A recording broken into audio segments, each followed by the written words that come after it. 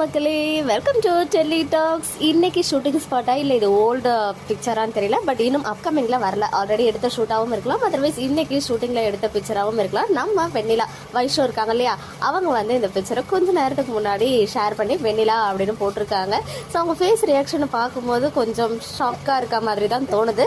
So என்னவா இருக்கும், already பெரிய ஷாக் விஜய் கொடுத்தாச்சு, எனக்கு மேரேஜ் ஆகிடுச்சு அப்படின்னு சொல்லி. ஒருவேளை அவங்க மாமாவை பார்த்து ஷாக் ஆகுறாங்களா, இல்லை விஜய் வந்து காவேரியை கூட்டிட்டு வர்றதுனால ஷாக் ஆகுறாங்களா என்னன்னு சொல்லிட்டு நம்மளால யோகிக்க முடியாது. பிகாஸ் நம்ம ஒன்று ப்ரெடிக்ட் பண்ணா அங்கே வந்து சம்மந்தமே இல்லாமல் இன்னொரு விஷயம் இருக்கும். ஸோ அதனால ஆனால் வந்துட்டு அப்கமிங்ல ஏதோ ஒரு ஷாக் ரியாக்ஷன் கொடுக்குறாங்க. யாரை பார்த்துன்னு தான் தெரியல.